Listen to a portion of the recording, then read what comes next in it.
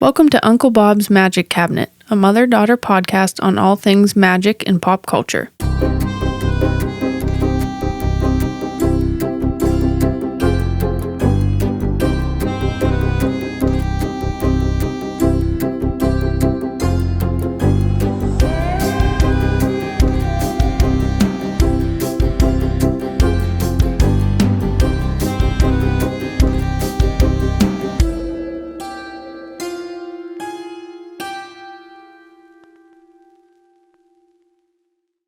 Three, two, one, and we're on. And we're on. What Hey, is, hey, we could have done that. do you want to harmonize?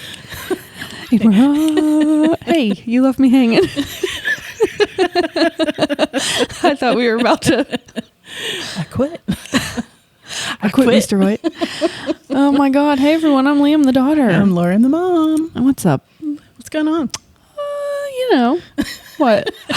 You're like, just chilling. chilling like a villain. Oh, I like that. Yeah. Yeah, are you very sing-songy today? Maybe. I don't know. Got a little pep in your step? It's too soon to tell. Okay. It's like 5 p.m, but okay. Exactly right. Oh my God. So what's new? How was your week? What's happening? You know, just going in full steam there, girl. She goes, he's like, gosh, she clicked again in the mic. I could see him eyeballing me. Could you feel Jake's graze? Hey, Jake, introduce yourself. I'm Jake. I'm the husband. Not my husband. I just like you to say hello. Yeah. Lee's husband. My husband. Lee. I had a friend named Leigh. Oh my God. We're just really going for it today. Tenacious D. Yeah, Jack Black, don't sue me. Okay. Right. Oh my God. So we learned something a little sad a little bit ago. Did we? Yeah. What'd we learn? That the oldest living member of Gone with the Wind, actress, Olivia de Havilland, Okay. 104. She was 104. 104. Okay. Go girl. That was a Wow. long life. But that made me think though. Well, you that didn't say what happened. She died. She passed away. Okay. At 104. Right. I'm going to say old age. At the young age of 104. The right young age of 104. Go girl. But I don't think nobody knows that's kind of, you have a connection because that's kind of where your name came from. Yeah. Well, you did it. So do you want to tell them?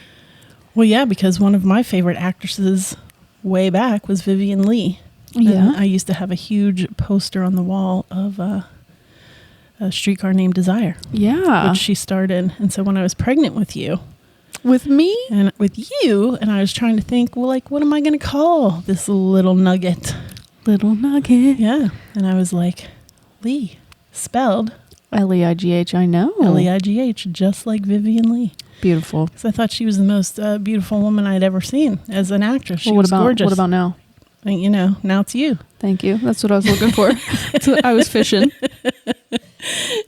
Did I take her place? Thank you. Yeah. So I just thought that was a good little connection there. Cute little tale. Yeah. Yeah. That is sad. Sad. Dude, That she died. She lived to be 104. I mean, yeah. Do I want to live that long? I'm not sure. Ask me when I'm 103. I just had like an existential crisis. I was like, I don't know. Ask me when I'm 103 and I'll let you know. Yeah. Oh my God. So what else is going on? We're moving. I'm just going to say it. Oh, are you? Yeah. Wow. We can say that, right? Can we? Yeah, why not? All right. It's a secret. That's what's on my mind, baby. That's what's on your mind? It's a secret. We're not going to tell anyone where yet. Yeah. Yeah. Take a deep breath. I know it. It's a big one. It's a kind of sudden thing, and we're just doing it. Yeah. As my friend told me yesterday, grabbing the bull by the horns and Right? you're making some changes. Yeah. I feel like if you're not happy, just change it. Like, Yeah. I'm just sick Yeah. of waiting around, Yeah. being like, I'm unhappy about this. Let's not do that. I'm scared to do this. Like, I just can't do it anymore. Yeah. Well, we are in the middle of a pandemic, so I mean, yeah, hesitation is, but that's not, I'm like that with Right. pretty much everything. I'm a worrywart. I have been You since are. I was little. yes, you have been. And I really, really want to not be like that.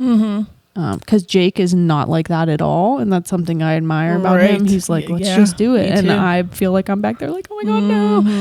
And I just don't want to be like that. Well, we had this discussion because I felt like when I was younger, I was pretty tenacious and I would just go and do everything. But I feel like in life, every time you get knocked down and, stampled on, Yeah. you become a little jaded. It's and hard to keep getting back up. Yeah, and when Yeah. you kind of find yourself in the same place and things don't change, I feel like fear creeps in. Yeah. And then you're kind of afraid to... Even though you're unhappy, it tricks you into thinking that it's safe and comfortable. Yeah. Even though you're not Right. comfortable. Right. Yeah. Yeah. So we're just like, let's throw that out the window and let's just do it. Let's just do it. So we will reveal where we're moving. We're going to do some videos on it. So it's going to be a surprise. Gonna be surprised. But yeah, you asked what was going on, and that's what's on my mind today, man, because that's pretty much all we've been focusing our energy on, is trying to make this happen. So On top of going to school. on top of going to school, on top of running 2 businesses, again, let's add some spice to the mix. In the middle of a pandemic. Yeah. Oh my God. You can Yeah. never say we're not interesting. That's correct. Yeah. Yeah. You like to keep it spicy. We do. And I'm like, where am I going to get enough boxes to move our I'm not, I don't know. We'll figure it out, Yeah, we'll girl. figure that we out. got this. Again, on the headstone, we will figure it out. Oh my God. Yeah. How many times have I said that during this podcast? Someone make a tally. We say it all the time. We do. That's our motto. It's a good life motto. Yeah. Yeah. We'll I feel figure like it out. it's positive. Yes. Yes. Exactly. Right. Oh my God. So yeah, look out for that. It's exciting. Yeah. It's exciting but yet stressful. Yeah. It has our most It's a lot things. of moving pieces that you Yeah. really don't think about. It's like a Tetris game. Yeah. And I was never that good at Tetris. Yeah, it's like, move this piece here and wait, well, I got to have this piece here for, Right. a lot of balls in the air. We got this, girl. We're juggling a lot of balls. We can do it. Did you say balls? Oh my God. You're so silly. I know. All right. Do you know what I'm talking about today? I do not know what you're talking about today. I don't even know what the hell I'm talking about Do today. you know where you are? What day is it? What's your middle name? I don't know. Oh my gosh. All right. I am going to talk about Beetlejuice. Ooh, I like it. I know. And I you know love this that is one movie. of my favorites. I know. I love this movie. Do you remember that one time? I'm going to bring this up. It's so awkward. Okay, like 2 years ago on my birthday, we were at our friend's house. You my know God. exactly what I'm going to say. I do. Us 3, me, Lauren, Jake, were at our friend's house, a couple. Mm-hmm. And it hit midnight, and I'm like big on my birthday, right? Oh, So yeah. you had gifts ready for me at midnight. And I'm opening them up, and we're close with these friends, so it wasn't that bad. But I open up a pair of like Beetlejuice themed lingerie, and I Yeah. was like, oh my God, I was mortified. I was like, why would you let me Gosh. open these up in front of like, not, They're just underwear. What the heck? no, it was like sexy underwear. I was like, oh my God. They were like freaking I'm so boxers. scared. No, they were not. What the heck? What kind of boxer do you, no. Boy cut shorts then. Yeah, with like cuts in the vagine. Just kidding. They weren't that That's bad. lies. But that's how I felt opening them up in front of folks. those were intimates. Anywho. Anywho's it. But the real question there is, hey, they make Beetlejuice underwear. They do. If you've wondered about it, I think they were from Hot Topic. That is correct. Okay. That is where I got them. Yeah, they're cute. Yeah. I have no complaints. No. Jake, what do you think? Honestly, I don't even remember. Jake's like, where Jake's am out I? to lunch. He's out. He doesn't know where he's at either. Oh my God. So Beetlejuice, and this was kind of surprising to me, came out in 1988. What? I thought it was a 90s movie. 88. 88. Wow. That's Right? a long time ago. I know. Well, I mean, not really that long ago, but I thought it in my head, it has been a 90s movie. Do you know what I mean? Mm-hmm. So a little shocking. Here's another shocking tidbit. It's rated PG. Well, that makes sense. Does it? Yeah. As we talk about it, we're going to discuss that a little Okay. bit. Does it make sense? It's not even PG-13? No, Just PG. Mm. They slipped under the radar there a little bit. All right. It is considered a horror comedy. However, it's known as one of those movies that doesn't really fit into any genre. Mhm. Like it's weird and it doesn't fit the mold of any genre. Was that Tim Burton's? It was his second film. What was the second big film? Okay. Second big film. What was the first one? I don't know, Jake. What was his first? Of course, you knew I was going to ask. I know, you son of a. Stop trying to stump me. I know, but again, my brain is a little mushy today. Pee-wee's Big Adventure. Yes. That was Tim Burton? Yeah. Right? I'm shocked. And I know why he did that, but I don't think you want me to go into that diatribe. All right, here, I'm going to go into it. Okay, do it. I always want to know what's happening. So, he did a lot of like short films, and I believe that Pee Wee Herman, or what's his name, Paul Rubens. Yeah, Paul Rubens. Saw one of his short films. I think it might have been Frankenweenie. Okay. And he really liked his style, and so he asked him to do the movie, and that's how he ended up. Okay. So, if you ever needed to know that. Yeah, so can we say Paul Rubens kind of boosted Tim Burton? Yeah, I mean, I guess. You know, I'm like a big, I'm number one Tim Burton fan. Yeah, I'm number one. I'm number one. So the reason I am doing Beetlejuice, right? So there's obviously a lot of magic in the movie, but I'm going to be talking about Tim Burton films a lot. Like I already have them mapped out because I am a huge Tim Burton fan. I think he is magical. I think his art is magical, and there's magic and witchcraft in almost every single one of his films. Right. So I figured we'd pick kind of like a good entryway for Tim Burton. Beetlejuice. I know. Naturally, Danny Elfman did the score. Dude, Danny Elfman. Of Oingo Boingo fame. Oingo Boingo. I know. Right. And you know what? I just learned that recently and I was floored. You were like, because I was like, this guy must be like a genius. He does so many scores, but I'm pretty sure Tim Burton originated that. Oh, really? For him, yeah. Wow. I know. Yeah, Danny Elfman is a master. His music, like, you know me, I listen to the Nightmare Before Christmas soundtrack all the time. Yeah. Like, I think that his scores are so beautiful. He's my favorite composer. Is that what he would be called, a composer? Look at me. Look at me being smart. Okay, so the movie spawned a cartoon of the same name. Do you remember the cartoon? Oh my gosh. Yeah, loved that. Loved it. I think my sister watched it. She did. She loved it. She had the Beetlejuice doll, and she also had sleeping bag. The sleeping bag. I remember that. The Beetlejuice sleeping bag. We watched that all the time. Yeah. Right. It was hilarious. I know a lot of our followers are big fans of that cartoon. Yeah, so this one's for you. Okay, so the cast was huge. Like a star-studded cast. Yeah. Okay, so you had Michael Keaton as Beetlejuice. Of course. Yeah, great. But he did a great job. Fantastic job. Some say it's like his best role ever. But he was only in the movie for like 15 minutes. Right. Like he was not in it for very long. But he really did. Yeah. You have Winona Ryder as Lydia Dietz. Gina Davis is Barbara. Alec Baldwin is Adam. I feel like that is the first time I ever recall seeing Alec Baldwin. So I feel like that has to be at the beginning of his career. He was, he looked really young. Yeah. Yeah. Very.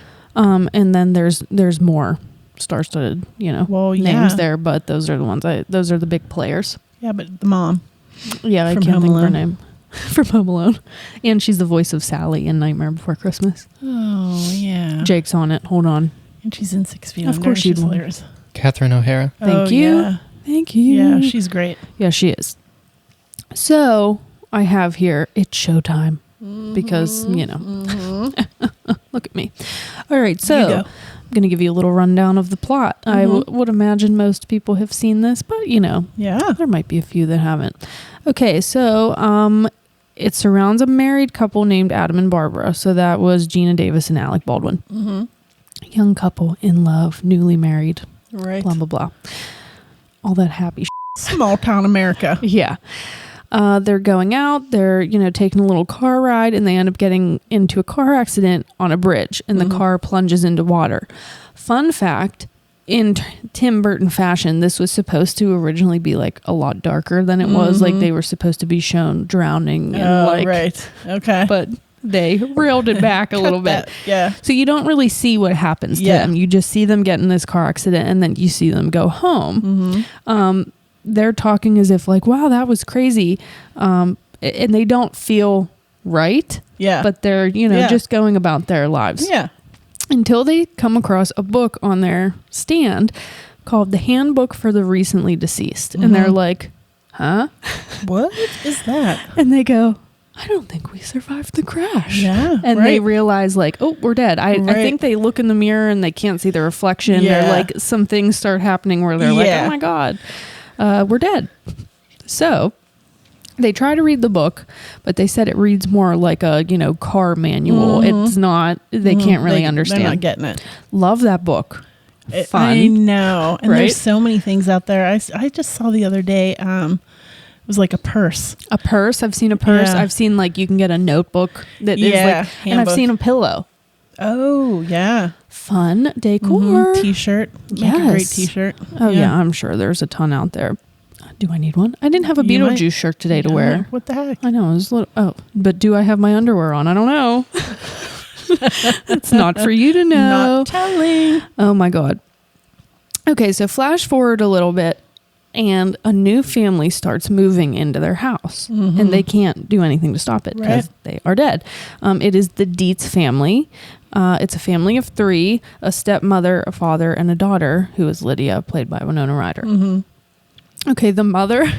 Off the charts. Oh, my God. Off the charts. She's an artist, specifically a sculptor, and her sculptures in this movie are freaking hysterical. Yeah.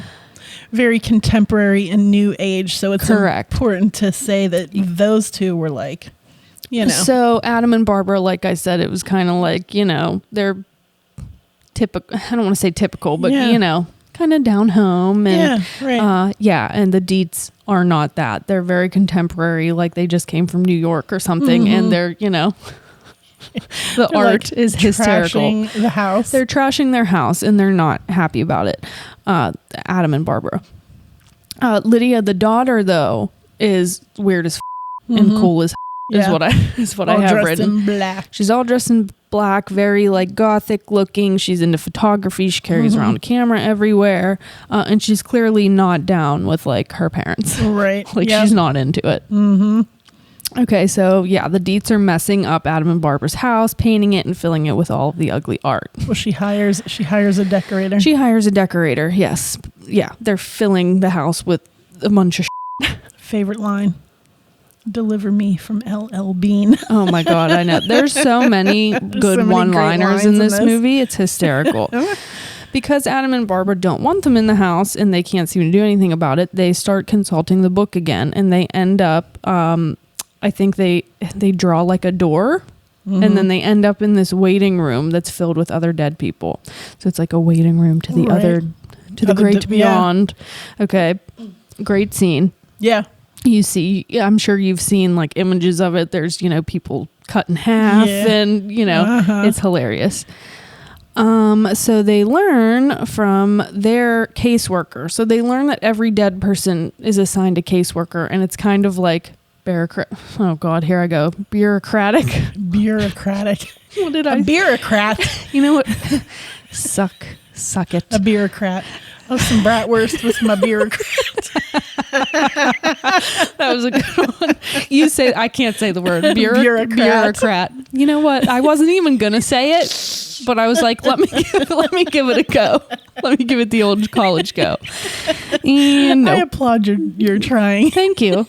Because you're going to rip me to shreds every time, and I still do it. Okay, so their caseworker is named Juno. She is hysterical.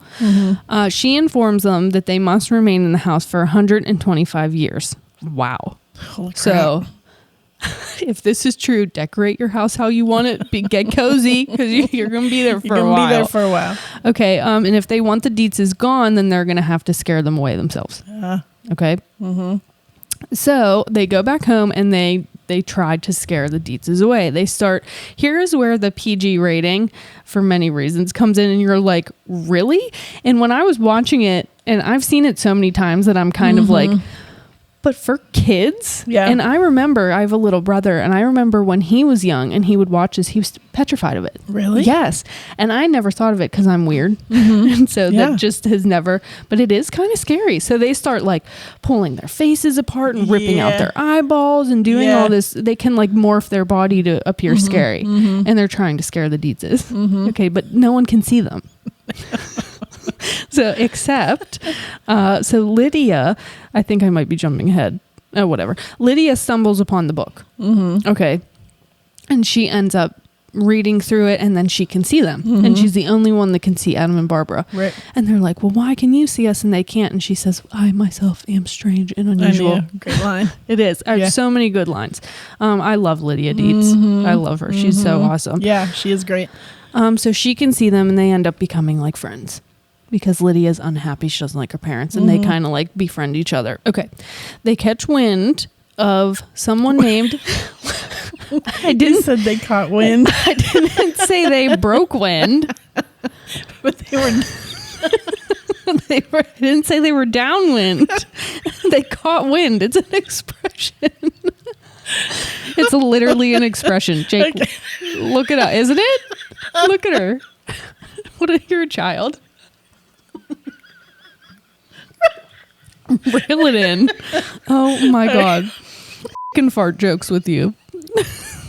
So funny. Okay, they still want the Dietzes out, even though they like Lydia. And they catch wind, of a bioexorcist named Beetlejuice who promises to scare away unwanted humans from people's houses. From your abode. It's hilarious. He has like commercials where he's trying to sell his services of like, exorcising people from their house.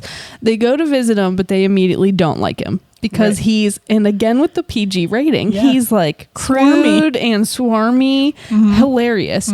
But he like, I think at one point he says, F***. Does he? And you're like, and again with the PG rating, you're like, what? And he's like crude, and there's like a horror house type thing. Yeah. And again, you're sexual. Like, I was watching this when I was little, and I was like, like I had no idea. Innuendo. Yeah, because he's like totally swarmy. So they're like, ooh, no, we don't want to work with you because we don't like you. We're going to go and we're going to try to do it ourselves. Again, why they thought that would work, it didn't work the first time, but that's fine. So the Dietzes are having a big party. I think it has something to do with art. Did you know all these like art people there? Do you know who's at the dinner scene? Who? I don't know if it's this one or the other dinner scene. Robert Goulet. Jake, please look it up. Oh, I do remember that. Goulet. Robert Goulet. I was like, is that Robert Goulet? And I had like never recognized it. I was like, what the You only know him from Will Ferrell's. I only know Robert Goulet from Will Ferrell's SNL skits. Goulet. They're hilarious. If you haven't seen them, please go look it up on YouTube. Oh my gosh. Okay, so they're having this big party. Adam and Barbara come down, and they start like turning their food into crazy monsters, and they're trying to scare them, and they're pulling out all their everything from their bag of tricks. That's when Harry Belafonte comes in, right?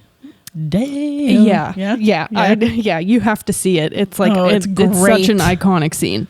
Yeah, they like make them sing, and it's so good, so funny. I have written here, hands down, the best scene. It's so great, so good. So instead of being scared of Adam and Barbara, though, everyone at the party is intrigued by them and end up performing a seance to get them to return. So I think they like think that they can make some cash out of this, and they're like, oh, we could make money out of, because we have ghosts in our house. So they perform a seance to try to get them to come back because they want proof of their existence. Of course, as we all know here, as witches, you don't do that. You don't mess around with stuff you don't know. Of course, they end up doing it wrong. And Adam and Barbara appear at the center of the table, and they start decaying. Yes. Okay? Because they actually, instead of performing like a seance and trying to talk to them, they are performing an exorcism, and they're going to die. So Lydia, to try to save them, summons Beetlejuice. and you have to say, to summon Beetlejuice, you have to say his name 3 times. Not Bloody Mary, but Beetlejuice. I know. Right. I was going to say that comes up a lot. And like Candyman, you have to say 5 times, I think. And yeah, it's like a common horror, Yeah. I love it. Okay, so naturally he only agrees to save Adam and Barbara if Lydia becomes his bride. Because why not? Second favorite line, though. We've come for your daughter, Chuck. Come for your daughter, Chuck. So hilarious. Yeah, so I'm not going to go into every detail because if you haven't seen it, you need to watch it. Long story short, Beetlejuice wreaks havoc. Okay, he's not a good guy. Right. Looks awesome. Hilarious. Not a good guy. He ends up getting devoured by a giant worm. Right. And everything's okay. Yeah. And there's a great scene at the end with him in that waiting room. Oh, I know. It's so funny. With the shrunken head, dude. Yeah, and they shrink his head. Oh my God. So the movie ends with everything being fine. Adam and Barbara are in the house and they're living in harmony with the Dietzes, and Lydia gets an A on her paper, and they, to celebrate, they do a little dance number to another Harry Belafonte song. Yeah, Harry Belafonte makes 2. Yeah. And I think you can hear other songs of his throughout the movie. Like it's very prominent in the movie. And that's Beetlejuice. It's awesome. It's such a great movie. We usually watch that around Halloween. Yeah, it's a very big, and I think this episode is coming out in September. So if you're listening to this, hello September. That's around when we start playing this one. So I did want to touch a little bit on Tim Burton because again, we're going to be talking about him a lot. So I kind of just want to set the stage for him. He was born on August 25th, which makes him a Virgo. Ooh, one day after me. I know. How do you feel about this? I feel happy. I feel happy. I would not peg him as a Virgo. No. I need to do his whole chart. Now I'm intrigued. What's his moon? Yeah, his rising. Yeah, so his works include, obviously, Beetlejuice, Edward Scissorhands, like we said, Pee-wee's Big Adventure, Nightmare Before Christmas, Frankenweenie, Big Fish, Sweeney Todd, Sleepy Hollow, Corpse Bride, Batman Returns. I mean, it goes on and on. So many good movies. Like, oh my God. Yeah. And his color palettes are just so freaking cool. Yeah, so we're going to talk about that. Okay, so zip it. Shut up. No, just kidding. So he grew up as kind of a weird kid, as you would, All the best ones do. All the best ones do, and that's probably why I feel so simpatico with him. He grew up making weird short films in his backyard. Like he was always big on horror films when he was little. He loved, the old monster movies. And so he, would make little movies. And he was big on stop motion animation. And you know me. Now hold on. Ray Harryhausen. I knew you were going to say it. Go ahead, say it. Ray Harryhausen, stop motion. Yep. Clash of Titans. I'm doing that one. I know you are. But I love stop motion animation. If I was a human being born with more patience, which I think is what I lack the most, like that's a flaw of mine, I could be a stop motion animator. Like it fascinates me. Have you ever watched that documentary about, and this is my time period, but the California Raisins? Because it was all stop motion animation, so cool. And how they had to move each every year. Very cool. Every year, I'm big on The Nightmare Before Christmas, and I will watch it. And the DVD comes with special features, and they go through and they show you how they. Oh my God, it's literally like porn. I'm like, oh my God, I love it so much. Yes, so laborious. It's so cool. So he was big on stop motion animation, and so that's what he would always do. He always had a fascination with horror and not gory, but topics of death. Topics that most people don't want to talk about. Correct. Yeah. He studied character animation in college, and in the 1980s, he began working for Disney as an animator, graphic designer, and art director. Cool. I know. I think he said that one of the first films he worked on was Fox and the Hound. What? I know. Really? Yeah, because he started kind of as just a typical animator, and he said he was horrible at it. Really? Because it wasn't his style. Yeah. Okay. So in 1982, while working at Disney, he made his first short film. Do you know what it was? Was it Frankenweenie? No, it was Vincent. And I don't think you've ever seen it, and I don't know how. It's about a little kid talking about his love of Vincent Price. And Vincent Price does the narration. What? Did you not know this? I did not know this. Tim Burton is a huge Vincent Price fan. And as we know, he shows up in Edward Scissorhands. Yeah. Mm-hmm. I love it. Have you never seen? I'm going to watch that. Oh my God. Because put it on your list. You know I love Vincent Price. Yeah, so that was his first shirt film. His first shirt film. Shirty. So he is known, like you said, so color palette, striking surrealist visuals. Everything in his world seems dreamlike. A lot of, like, if you're an artist, like cross-hatching. And just his style is unlike... Salvador Dali-esque in a That's modern what I said, age. like surrealist. Like it's very dreamy and but dark. Yeah. Like his color palette is very black, gray. Greens. Like muted oranges. Yeah. Like, again, The Nightmare Before Christmas to me is like the holy grail of art. Like it's just fascinating to me. The color palette, just everything. And that sums him up like so perfectly. So he is known for mainstream and goth culture. Okay. So interest in death, dark colors, anything strange. He talks about death in almost every single one of his movies, but he makes it light in some way. Like he makes it approachable for children. Because if you look at a lot of his movies, they're kind of geared towards kids. Yeah. So he's talking about, topics of death and, most people don't want to talk about that. In this culture. Right. Other cultures celebrate. Right. And but not here. No. You just, fluff that under the carpet. You don't talk about it. Right. But he does in every single one of his movies. But he makes them, I don't want to say cool, but like it's totally okay. Yeah. And people that are interested in that, like, which quote unquote are typically like goth people, it gave them like, oh, we're not, it's okay to be strange and unusual, or, that's totally okay. Yeah. Rooting for the underdog as per usual. Love it. Yeah.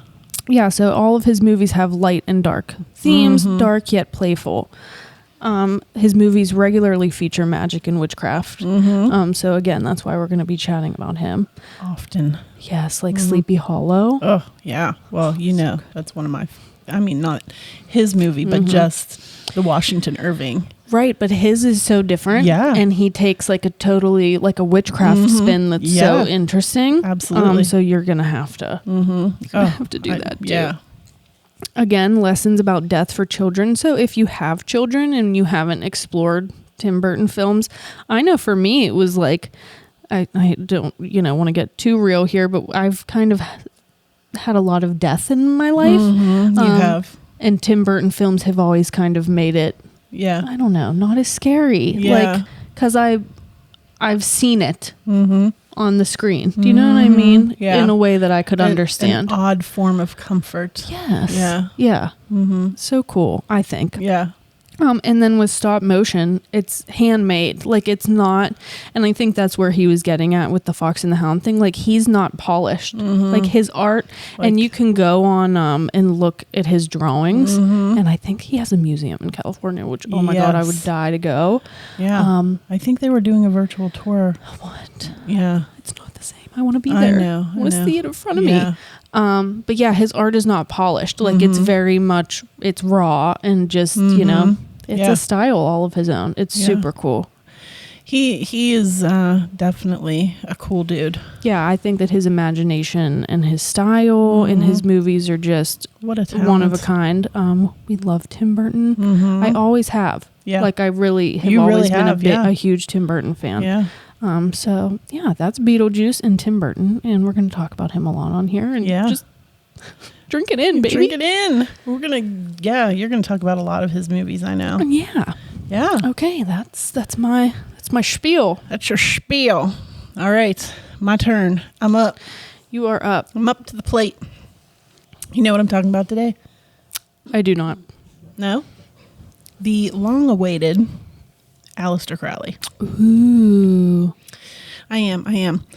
So I have to tell you, when I fell down this rabbit hole, I think I it was days of research, days. And I'm going to tell you right now, before we even get started, there are going to have to be many different episodes, because the one word that comes into play with him is controversy. Okay. He was such a controversial figure, but also he had his hands in so many different avenues and with different people. His reach was crazy. So I just kept finding like another line. It was insane. Okay. So I'm going to just kind of go through a little bit about his history today, and then there will be different episodes on him. Okay. So he was born October 12th, 1875, Edward Alexander Crowley. Okay. In Royal Leamington Spa in Warwickshire.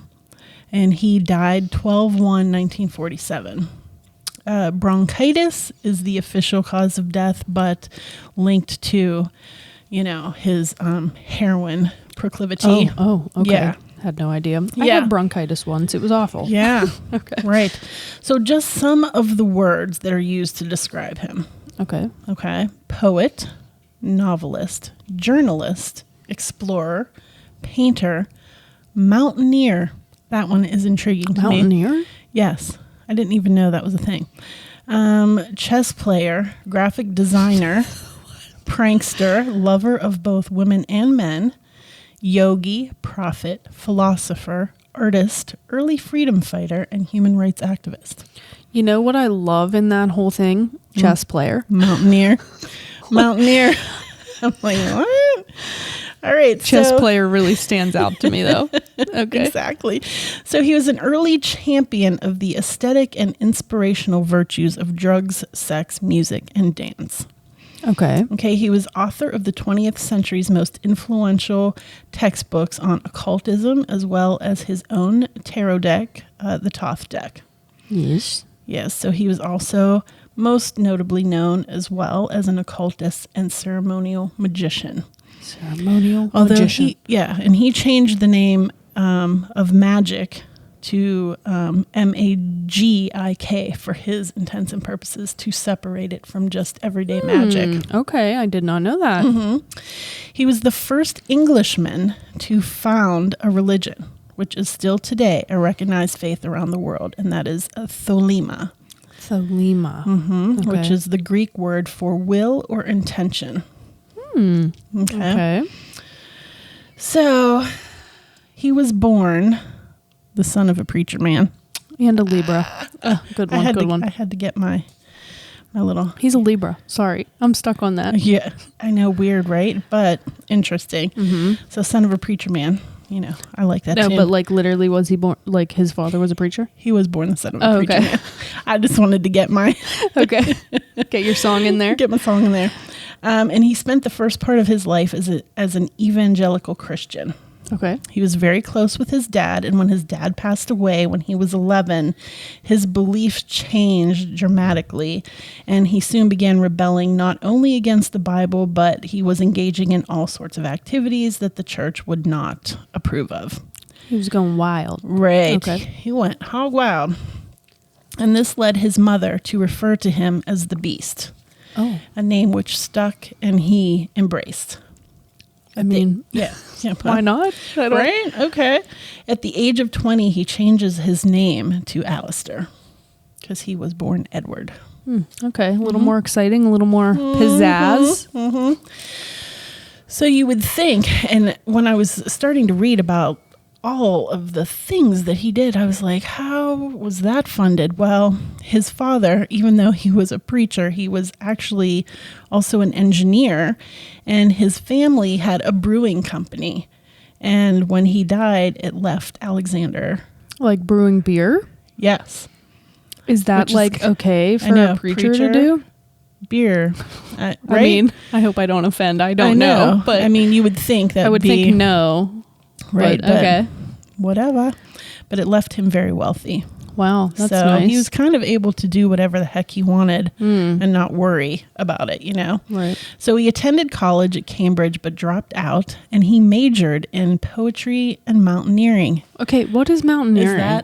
That is a major. And like being a mountain man? Yeah, like climbing mountains. Like climbing mountains? Climbing mountains. You can major in climbing mountains? What? Shocking, right? Jake, if you knew this back then, I'm pretty sure you would have done it. You missed your calling. I know.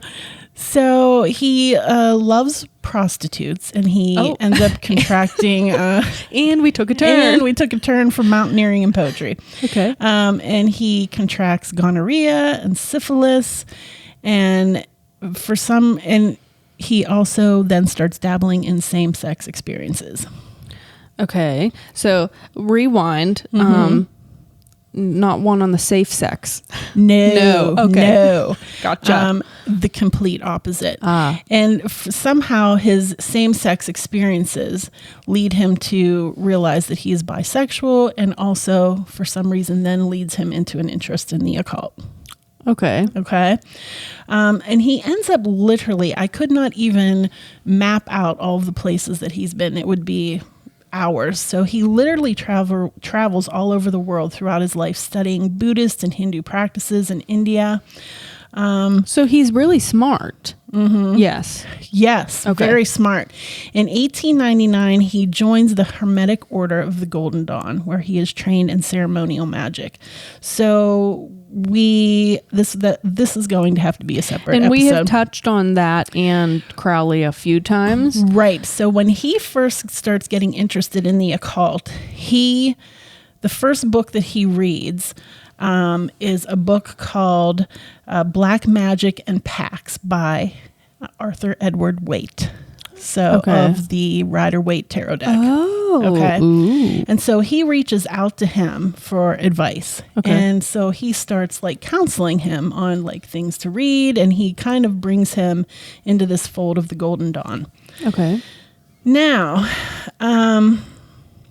for some reason, and I could not find it anywhere, those two end up becoming bitter enemies. And but he was very instrumental in forming and shaping Crowley's ideals regarding like occult orders, Right. But I don't know what happened. Probably two people that wanted to be the head honcho, Maybe. So Crowley becomes his most vocal and high-profile opponent for the remainder of both of their lives. And then he ends up creating his own tarot deck, right, kind of as a slap in Waite's face. Well, it didn't. Waite still came out on top on that one. Exactly. Okay. And so the Golden Dawn has come out to say that Aleister Crowley is considered the greatest traitor the Golden Dawn has ever known. And I'm not going to tap into that because it is that's going to be a whole different episode. Okay. There was too much information to go into. But W.B. Yeats, who's the Irish author, was also a member of the Golden Dawn. And those two were also bitter rivals. And that's a whole nother story in and of itself. He seemed to have a lot of rivals. Yes. Also Bram Stoker and Sir Arthur Conan Doyle. He keeps popping up in our little things here, was also a member of the Golden Dawn. Okay. In 1899, Crowley purchases the Boleskine House in Loch Ness, and he owns that till 1913. In 1904, he marries Rose Kelly, and they honeymoon in Cairo, where he claims that through her, that he was contacted by this supernatural entity named Alwas. Okay. And this entity provided him with the information that would become the Book of Law, which he is famous for writing. And it is a sacred text that serves as the basis of his religion, Thelema. Is this what you read, Jake? Yeah. Yes. Mm-hmm. Okay. And it is still, and he is still, by Thelema, he's considered a prophet of that religion. Oh, okay. Yeah. Mm-hmm. So the book declares that followers do what thou will and seek to align themselves with the true will through practice of magic. Okay, it sounds that's cool. The whole basis of the... I'm suspicious, but it sounds You're cool. like, I'm suspicious. In 1905, Rose gives birth to his first child. Okay. And her name is Lilith. Oh. Right? So we know from many things that we watch that Lilith is a central fictional, or well, not fictional because she is steeped in mythology. Right. So I was like, well, who is this person? She's considered Adam's first wife before Eve, and she was a witch, and she was dark, and she is considered the first mother. So you see her a lot in magical. So that makes sense. And in astrology, isn't there something called the Black Moon Lilith? Yeah. Didn't I get you a book for Christmas? You did, yes. Yeah. It's deep. Like it's a lot. Right. So 1905, Lilith is born, and she dies in 1906 from typhoid. That's not very... How old was she? 1. Oh. Hold on. 1905 to 1906. I'm not dumb. Shut up. I thought I heard the dates wrong. Got it. So Rose develops a serious drinking problem, and her and Crowley divorce in 1909, and she is institutionalized in 1911. Okay. He has another partner, and he has like 4 more kids, but I'm not going to go into that. 1905, this is important because this kind of changes things a little bit for him. In 1905, 1906, he decides that he's going to mountain climb. I probably am going to mess this up. Kanchenjunga in the Himalayas of Nepal.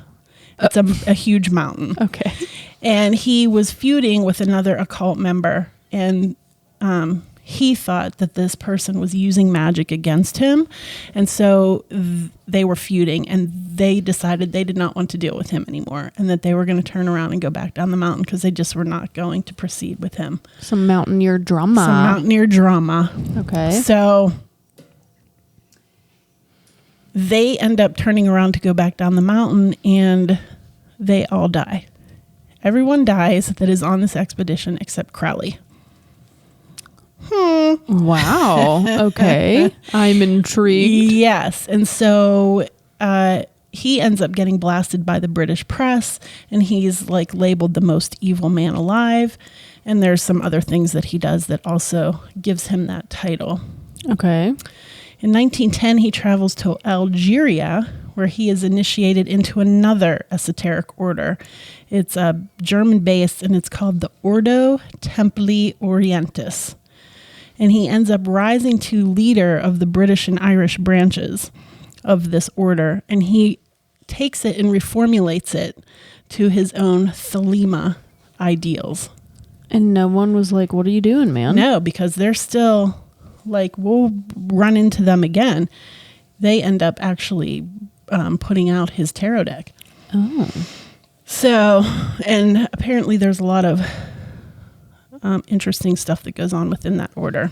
1914 to 1919, he ends up in the United States writing for Vanity Fair. I found that quite interesting. What? And we took another turn. And we take another turn. Okay. Yeah, so he's in the he has literally been all everywhere over the world. So you can find his Vanity Fair like articles? I would imagine. Okay. Huh. It's so weird.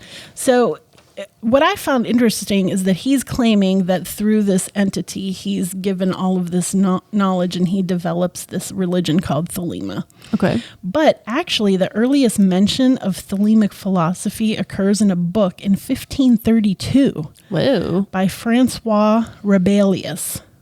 Yeah. So he didn't come up with it. Right, and it's in a story called Gargantua and Pantagruel. And it's this epic adventure, and he talks about founding an abbey of Thelema as an institution for the cultivation of human virtues, which he identifies as opposite of the Christian beliefs. So after Crowley leaves the U.S. in 1919, he ends up going to Sicily in Italy. He is really just He's bouncing everywhere. around here. You cannot keep track of him.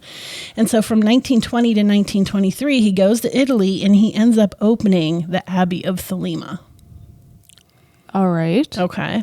And it's a commune. It's like an early commune. Okay. And by this time, his heroin addiction, he's living hand to mouth. He's out of money, which is why he ends up in the U.S. and writing for Vanity Fair, because he needs cash now. He's ran through the inheritance.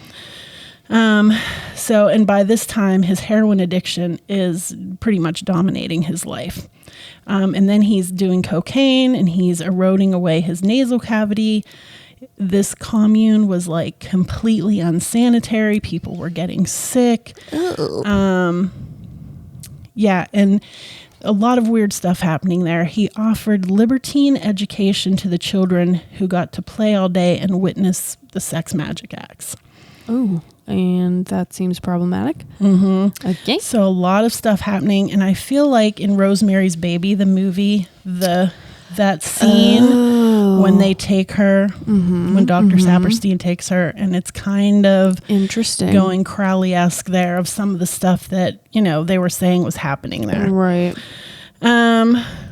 So, and one of the other things he used to do is when he would invite people over to dinner and he would drug them without their knowledge and then record all of the stuff they would do when they were drugged. I don't want to know that. Right.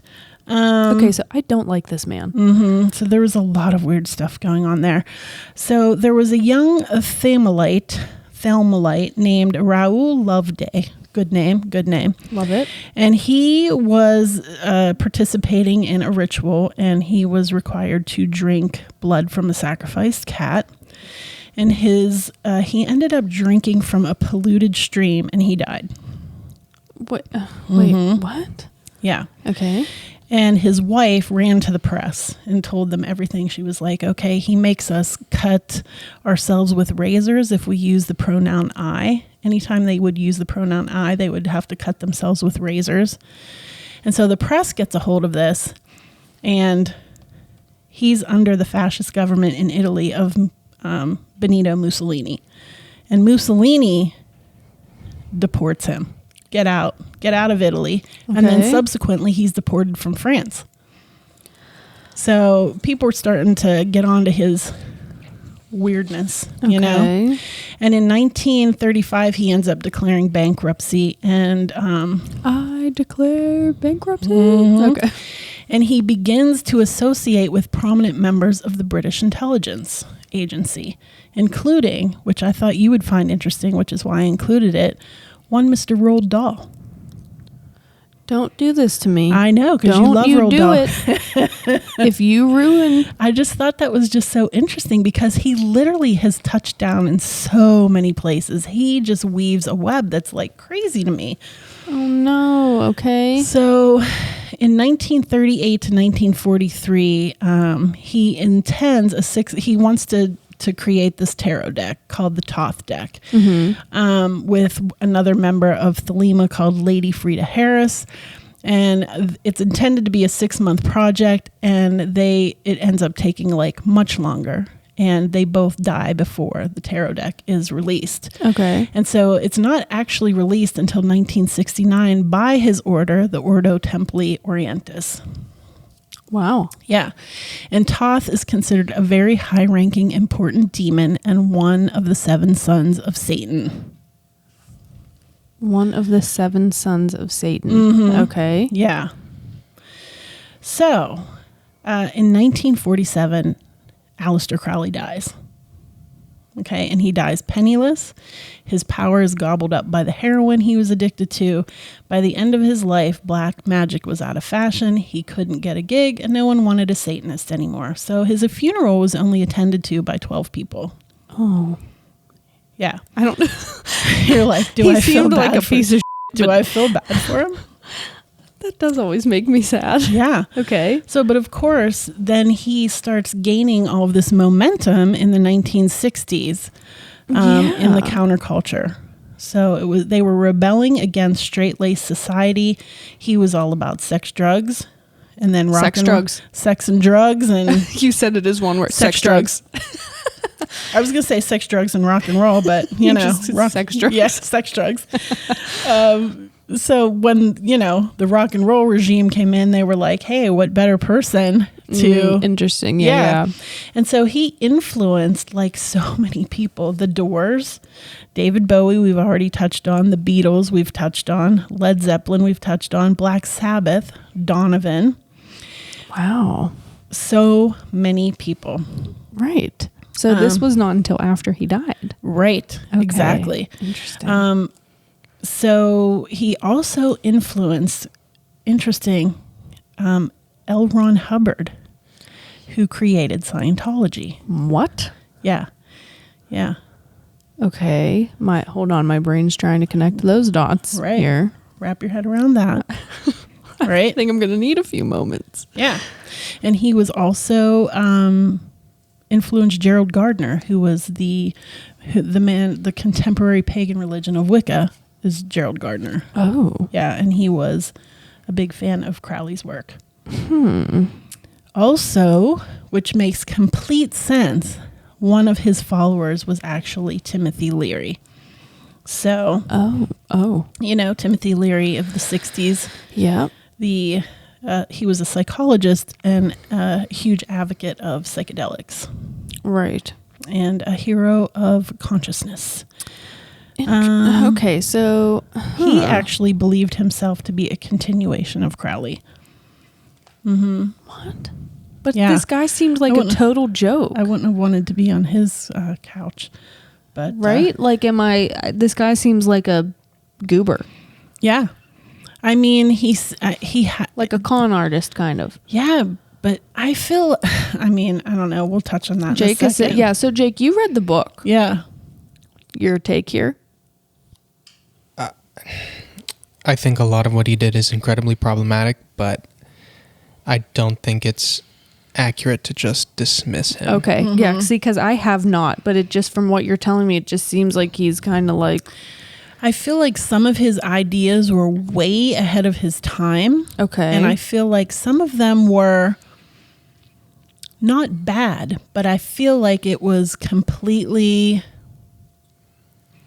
glossed over by the sex and his addictions. I see. And so I think he was very self-serving, and I think a lot of it, so he had some good ideas, but they got overshadowed by and his, and I think because he was considered a libertine, which is considered somebody that's very sexually free and free of morals. Okay. And so in that time period, and the fact that he was bisexual was not really tolerated, and so he really, that kind of then he was labeled as this evil man, and then some of the things that happened, and and he just played on that. Like, he took that and he was like, yeah, the beast, and so he kind of like used it to his advantage. Yeah, because there is the person that did the Church of Satan, Antoine LaVey, right, doesn't really have much cool things to say about Crowley. They just think he was pretty much a buffoon that really was self-indulgent. So I think the ideas were there. I think he was very smart. I think he was very schooled. But I think the ultimate goal for him was his own. Just self-serving. Self-serving satisfaction, yeah. Interesting. But he still has a huge following as far as like Kanye West. And Marilyn Manson and Peaches Geldof. And I don't know if you know who she is. I don't know who that is. So you know who Bob Geldof is? No. Okay, so Peaches was a model and a TV celebrity in England. She was only like in her 20s, and she died of a heroin overdose, but she had like a tattoo of the order. Oh. But her dad, Bob Geldof, like started Band-Aid and Live Aid, and he's a musician and all that, so his name pops up all the time. Okay. So he really, there's a lot of people that believe in his stuff. And he wrote the most books on occultism, and like Marilyn Manson said, he loves to read his stuff. So I think he was super intelligent, but I think he just got tied up in, like, I don't really think he wanted to work for a living. I think he was living off the, the inheritance, and he was kind of a huckster, maybe a little bit. Huckster? Someone that's like, I'm just gonna do what I have to get what I want. Oh, I see. I see. Yeah. That's kind of what I was saying. It just seemed like he was kind of in it for himself. So I think he had a lot of good ideas. I think he was very full of himself. I think he made a lot of enemies. Because obviously, in the end, not many people liked him. He died penniless. He had this heroin addiction. It was just not a good scene. So between the heroin and the cocaine and the, crazy sex and the syphilis and the gonorrhea. Yeah, there's a lot happening. I mean, there's a lot of stuff going on there. Wowza. But, so many people to this day, I know, tie into him. Well, that's why he keeps popping up in our stuff. So it was like we had to address it at some point. Had to address it, yeah, because we touched on he was, put on the Sgt. Pepper album, and David Bowie was really into him. And, yeah. The Doors did, one of their album covers paid homage to him, and we know that Ozzy Osbourne did Mr. Crowley. And, right. And of course, I mean, we can go into Supernatural. Right. Crowley. Yeah, exactly. Wow. So. Okay. Yeah, so it's definitely... This was helpful. Yeah, because I didn't really know anything about him, if I'm going to be completely honest. I know that, a lot of people in rock and roll were into him, but I didn't really know why or what was going on there. So, okay. Yeah. So again, you can see where the label controversial comes up, because it seems like there was a lot of good stuff going on, but a lot of not good stuff going on. Right. So I feel like the ideas were there and he had some good ones, but not a good execution. Yeah. Okay. He was lackluster on the execution. Right. I don't know, Wowza. Okay, so mine was lighthearted and yours was not. Mine was not, but people have been asking for it, and so I thought we needed to dive down. And, there was a lot. I mean, I did not know most of this stuff about him. Oh, I didn't either. No, we needed to do it. Yeah. Because this is helpful, and I think that it will, spawn a few episodes after it. Yeah. Wow, fascinating. I know, right? Okay. Yeah. I have a lot to digest. And I will say, there's certain things that you read and you're kind of like, it's a little unsettling, so I'm not going to say it. So I'm very strong proponent of trusting my gut and my intuition. And so he does not jive with me. Right. Not into I it. appreciated learning about him, but there were certain things that I read and I was like, I'm a little uneasy about that. So what you're selling? I ain't buying. Yeah. Yeah. So for me personally, not my cup of tea, but hey, do your thing, man. Do your thing, man. Again, if you're not hurting anybody. Right. All right. And with that, it's time for Killer Quote of the Week. All right, mine is, I've seen The Exorcist about 167 times, and it keeps getting funnier every single time I see it. By Beetlejuice. All right, mine is, ordinary morality is only for ordinary people. Aleister Crowley. Okay, I kind of like that. I'm torn. I'm torn. Controversial. That's it. Wow. All right, everyone. Okay. We'll leave you with that. Let that sink in. Let us know what you think. Yes. Yeah. Let us know where you're standing on this topic. For sure. Yeah. How interesting. All right, everyone. Another one in the books. Have a great week and TTFN. All right. Cut, print, check the gate. Moving on.